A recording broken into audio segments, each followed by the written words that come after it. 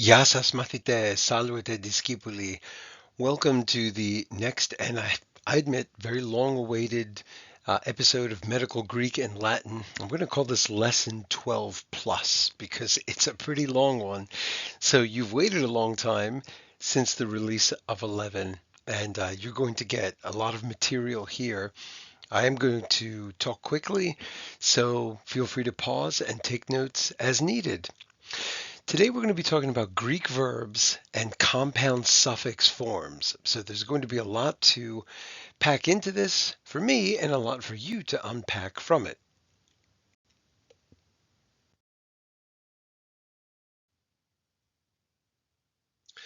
So first, I think it's necessary for us to look at English verbs for a moment. English verbs have four principal parts. Principal parts means forms from which tenses are built. For example, we have a base or a present form. That would be like the verb break, like I break a window. And then we have the present participle form, breaking, and the past tense form, which is broke, and the past participle form, which is broken. Now, don't worry too much about the technical terms here. A participle is just an adjective that is built from a verb, just like I could say the running man or the crying baby, but I could also say the interested man and the interested child. Okay, the boring versus the bored, the exciting versus the excited, and so on. Anyway, English has four principal parts. Latin verbs also have four principal parts. Greek verbs have six, and on occasion you'll even see seven. And why am I telling you all of this?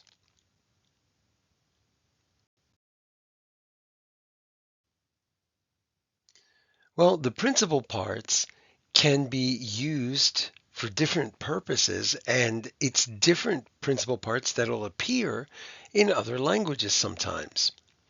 So let's take this word here, yignome. Its other principal parts are yenisome, eyenomin, yegona, yeyenime, and eyenifin. Now, all of these are basically forms of the verb become. And if you look at these here, these are the ones that wind up appearing in English and in other languages. And they all come to us as some form of gen. And gen means come into being, which is very closely related to what I said earlier, that it's also become. So we get pathogen, a thing that gives birth to disease, and carcinogen, something that causes cancer. Hydrogen, something that helps give birth to water. Nitrogen, benengen. Okay, actually, I was just kidding about that one. And even Genesis. Okay, we all know the book of Genesis. There's a great band called Genesis, or there was. There's Project Genesis from Star Trek, and there's that great 16-bit video game system, the Sega Genesis, which gave birth to 16-bit gaming on home consoles. Okay, so keep that in mind that a lot of the words you're going to see in this lesson come from various principal parts of Greek verbs. And I'm not going to go into great detail, but at times I might go into a little bit more than I need to.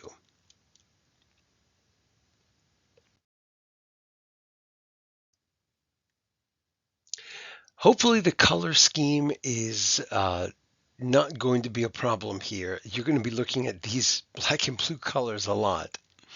Let's start with atos. Now, aftos would be the Greek pronunciation, and its combining form is aut, and this means self. So this is where we get things like automatic and automobile and lots and lots and lots of other words. Okay, autocephalous is something that is independent, self-governing, and there's automobile, as I said. An autocrat, one who rules by him or herself. Then we get aesthesis, and again, I'm using the Greek pronunciation. The combining form, you'll see the alpha iota is gone. We have an E there.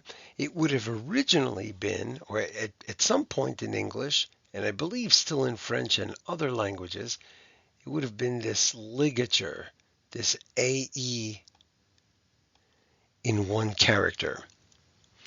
And we get sense and sensitivity. Okay, and that's where you get something like anesthesia. We have yigness there, and this is that gen that I mentioned a slide or two ago, and it's come into being. Graphene, this is one of those principal parts. For those of you who are grammar heads, this is the infinitive, so it actually means to write. And we get graph and a few other ones, as you'll see later in this lesson. So we'll get write or record and record. We have gramma, which is actually related to graphene, and its connecting form is gram. And we'll get a record, letter, or something written. And graphene and gramma are actually originally from the same word, which means scratch. And the reason for that is that in the old days, in the very, very old days, we're going back now several thousand years, writing was not done with a pen or a marker or a Sharpie or a pencil, but they actually used to scratch into pottery shards or into rock. So scratching was a form of writing. And if you think about the SCR in scratch, you get scribble and script and describe and lots of other words. So when you see gra and script, think of writing. Next we have iatros, and there's its combining form. And we'll get healer, physician, treatment. This is where you get all of your iatries, right? Bariatric medicine, geriatric medicine, pediatric medicine. Okay, psychiatry, pediatric, and so on. You also have a man's name, Jason. That iota alpha, that IA, does become JA. Jason just means the healer. And there he is, Iason. Next we have idios, and there's its combining form, ev or idi, and we get of one's self. Like Stimpy, you idiot. Okay, yes, the word idiot is related to this. And idiosyncrasy and other words. Kinin, you'll see that epsilon iota ni, that EIN, tells you it's another infinitive like the one we saw in graphene. And we have kine, that is its combining form, and it gives us move. And we get things like kinetic, kinesis.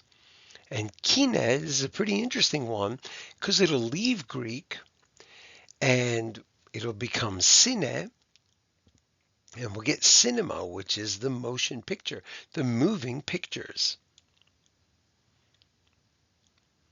And obviously moving pictures are movies. Well, all of that comes back to Greece with film. And we'll get something like Πάμε στο cinema. Shall we go to the movies? And we'll get Πάμε στον κινηματογράφο, the cinematographer, which is another way of saying the movies. So in Greek today, when we talk about going to the movies, we have cinema, which is the foreign word, which was borrowed from the Greek word kinema, okay, and kinin.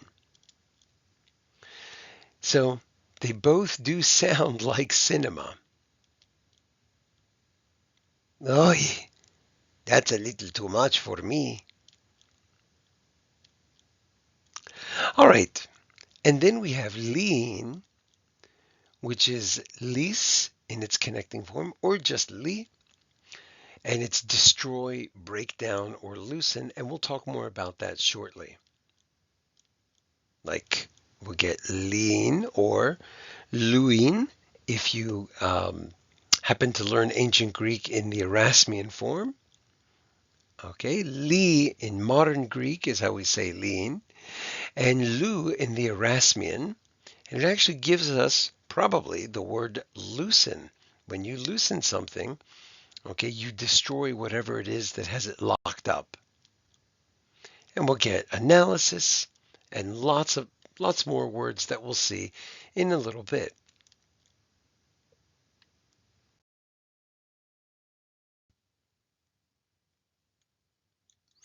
All right, now let's move on to the word mixa.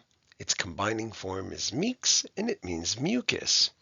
In modern Greek, if you say you have mixelles, basically you have snot. Isn't that lovely? We move on then to orthos with the combining form orth, and it means straight, erect, normal, upright. And you get words like orthodox, orthodontist, someone who is concerned with keeping your teeth straight. An orthopedic, orthography, which is the original word for spelling. Orthography means the proper writing.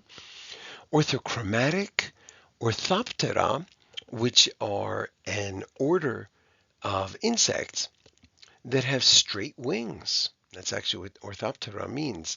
Ptera is the wing, like a helicopter, and Phenicopterus and lots of other things. And the grasshopper here is a member of the Orthoptera order.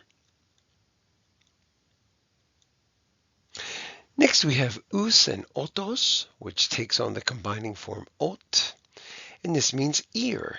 And if you are a speaker of modern Greek, ot eventually becomes out. And then we have that f sound, aft. And we see this word when we go to the pediatrician and they check our kids' ears. They use an otoscope. Okay, scope is a device for looking, and ot is the ear. Next we have pathos, a great word. I've got path here at the beginning in its combining form, meaning that the hyphen comes after it, but it could go at the end. And it means suffering or disease. So we get a pathogen, a thing that gives birth to suffering or diseases. Pathogenesis is the birth of diseases.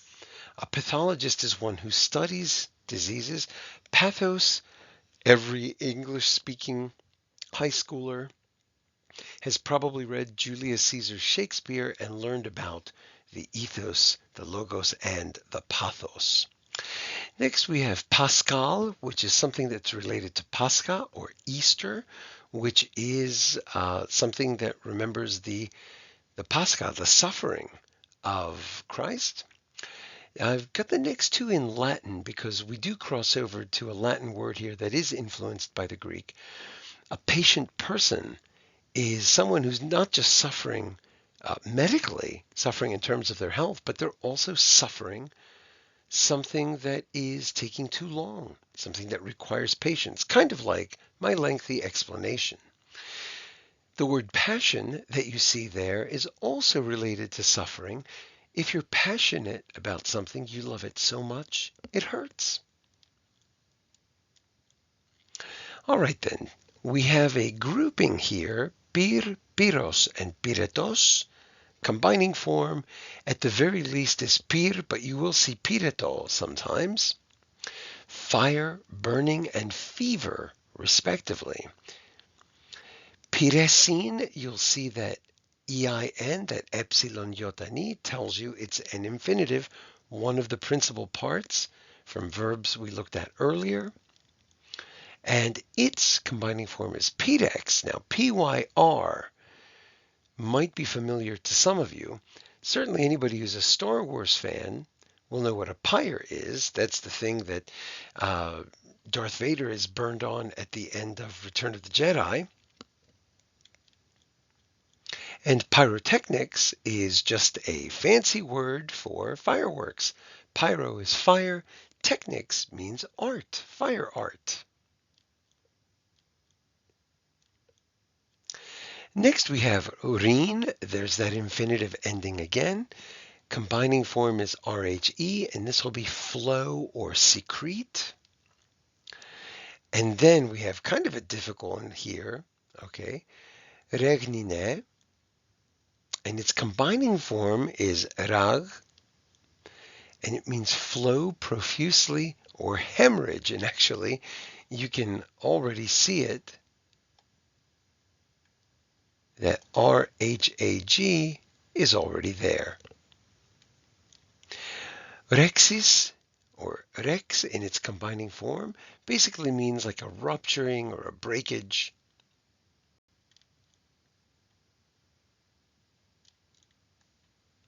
Okay, so let's move on. Moving right along, we have ris and rhinos.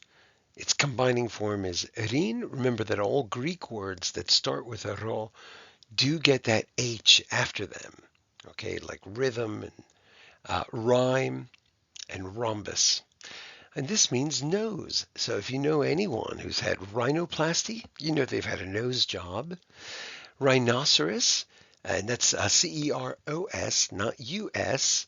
A keros is a horn, so rhinoceros has a horn on its nose, and even this proper noun, this evil comic book character, Rhino, one of Spider-Man's villains. Tonos, and I realize now this is out of order. I had intended to put this on here later, has a combining form of ton, and this means tone or tension. And this one will come up later. Next we have skopin, and you can see that in ending. It tells you it's a Greek infinitive, so it means to do something. There's the skop, and it means look at or examine. And oh, how many words do we get with this, like telescope and stethoscope, endoscope, kaleidoscope. Now, I'm not going to go any further with scope. I do have a video here on my YouTube channel. If you just type in Greek School Lesson Scope, or maybe even just the word scope, you'll get a whole video just on this one word. I think it's fascinating. If you're a language geek, as I am, you'll probably appreciate it. If not, you don't need to go any further than what I have here. Next, we have seeping, another infinitive, and there's its combining form, seep, and it means to be infected or even to be putrid. Next, we have the word tasis with the simple combining form ta, and this means stretching. And interestingly, these two, tonos and tasis, are combined to give us the word tetanus. Tetanus was a disease that the ancient Greeks knew and wrote about, and we'll talk about in a separate lesson. Next is the word that appears at the end of all of my Greek videos, telos, with the combining form tel, and it just means end or completion. Next we have tenon and tenondos, with the combining forms ten or tenon or tenont, and easily enough, it means tendon. Please don't confuse this or say it as tendon. Tendon is a very yummy Japanese dish, but we're not talking about tempura don here. Okay, this is tendon.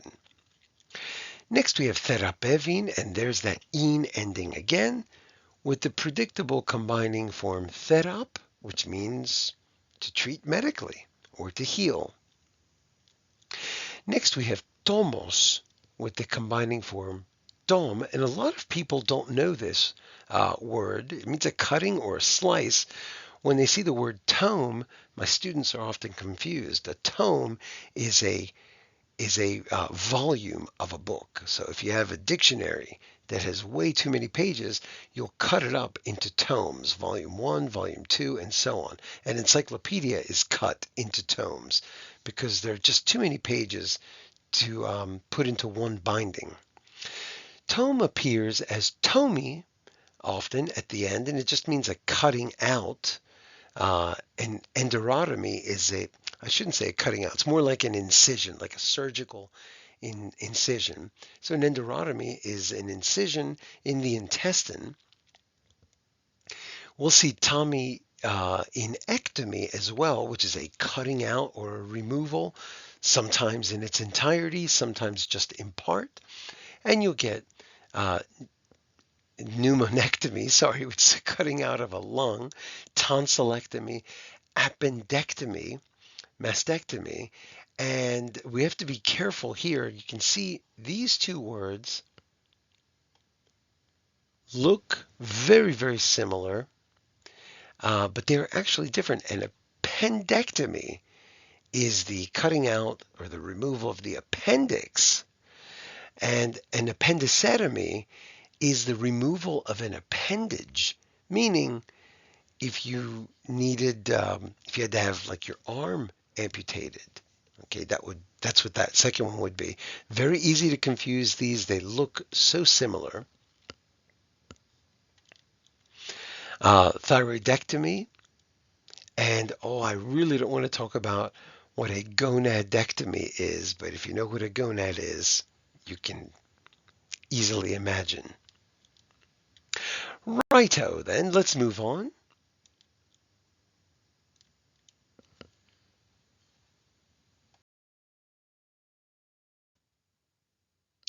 Okay, so at this point, I probably should have ended the video, but we just did so many important words, and I want to show some of them to you now as they appear as suffixes. So we have ektasia and ektasis, and these mean dilation or enlargement. So you'll get cardiectasia, and look what it looks like in Greek. Cardiectasia, an enlarged heart, the enlargement of the heart, and gastriectasia, gastriectasia. Look, it's almost exactly the same. Just that meat just comes right off the bone from Greek into English. Now, we don't always use ectasia. Sometimes you'll see ectasis. Nephrectasis, of course, is connected to the kidney. It's the enlargement of the kidney. And nephrekasia, sometimes that daf, I've seen it omitted in Greek sometimes. That's why I've got it written here parenthetically. And sometimes you'll see both forms used. Maybe one is more common in one English-speaking country than in another. But whenever you see ectasia and ectasis, you'll know that they mean dilation or enlargement.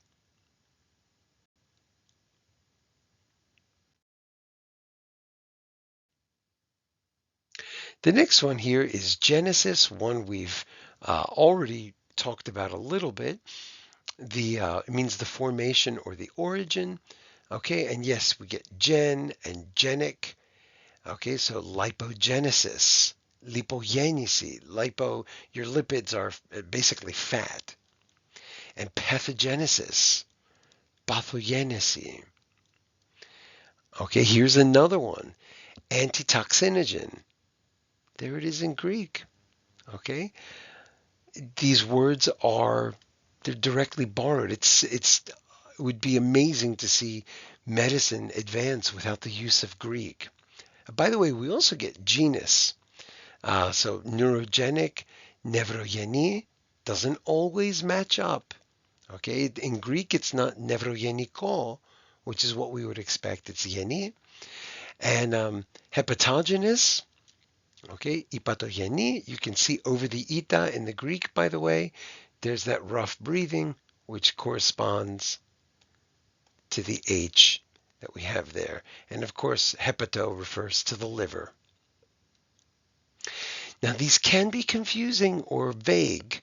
For example, if you see the English word puritogenous, that actually has a couple of meanings. It could be producing fever or produced by a fever, which those are medically significant differences.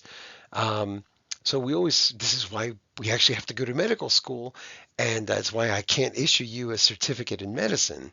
I'm just a language teacher. I'm not a doctor.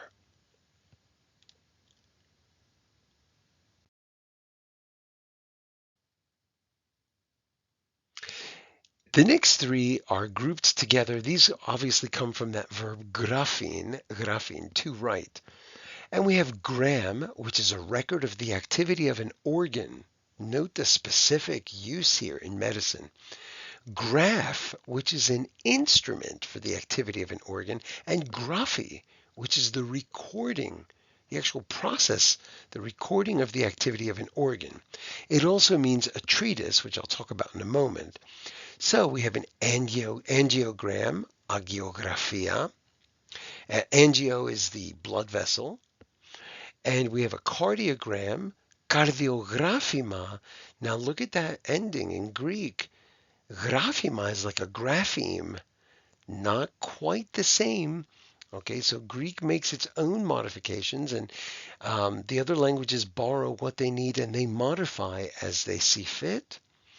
A cardiograph, not to be confused with the Greek word we just talked about, cardiographema, is cardiografos, polygraph, polygraphos, cardiography. Now we're on to the recording, onto the process. Cardiografia, it's cystography, cysteografia. So again, remember, they don't always match up exactly from English to Greek, but the roots are there, and it's impossible to deny where the English words come from. By the way, I mentioned that graphy was also a treatise, so we'll get words like biography, right? A writing about someone's life. And osteography is a writing about bones. Okay, neurography is a writing about the nervous system.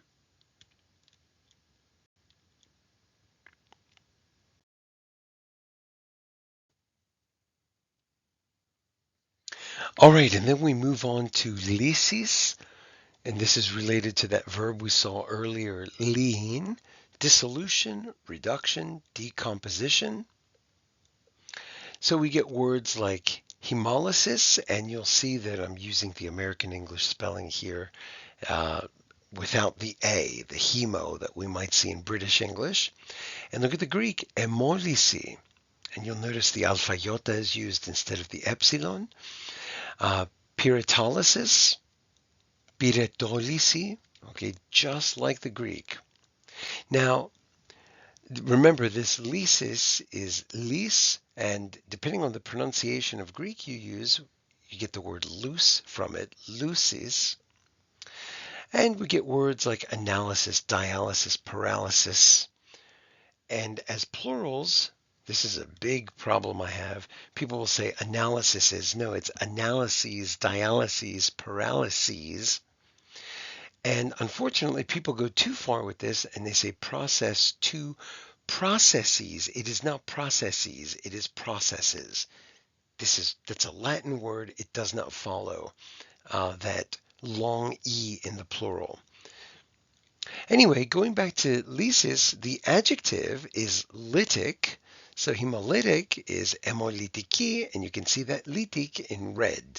Okay, and of course, I end it with an ita here, making it feminine, but it could be hemolytikos or hemolytiko if it's neuter. Okay, let's move on.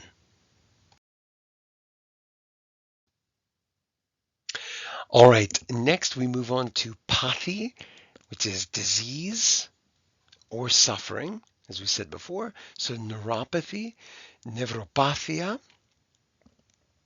hemopathy, okay, hemopathia, and look at that pathy in Greek.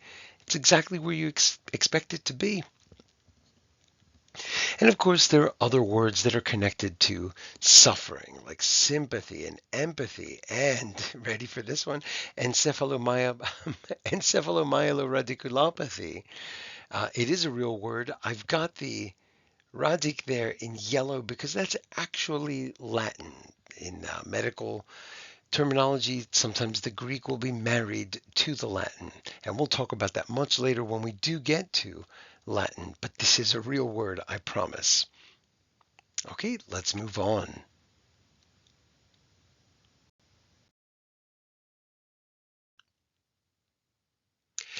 Ptosis is a sagging or a dropping. So gastroptosis, gastroptosi, there it is in Greek, so beautifully similar to the English, and koloptosis, koloptosi, and which is basically like a sagging butt. Under that, we have ragia, which really should be on the next slide, but that's okay. I'm trying to economize space and keep this from turning into an hour-long lesson. So, pioragia, and you can see in Greek, pioragia and pioria. Sometimes, like I said earlier, we wind up with two forms of the same word. The ragia and the ria are used synonymously in Greek. Okay, and that's what they look like in English. Now, actually, there must be more to it than I'm letting on here. This is a rupture, and this is kind of like a bleeding. And I think I've got another example on the next slide wherein I'll be able to go into a little more detail.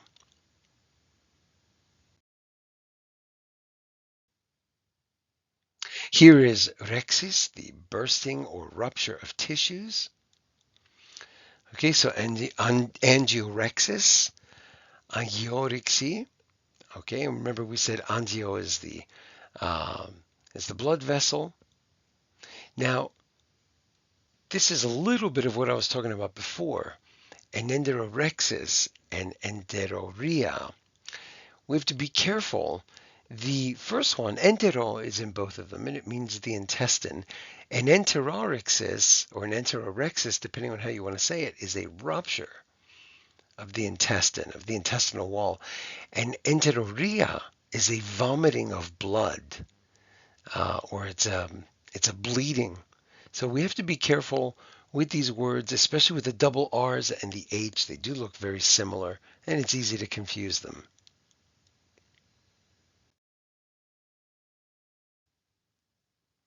All right, well, I had hoped to keep this under 30 minutes. That didn't happen, but hopefully you'll go back and watch and rewatch this because there really are a lot of words here for you to master.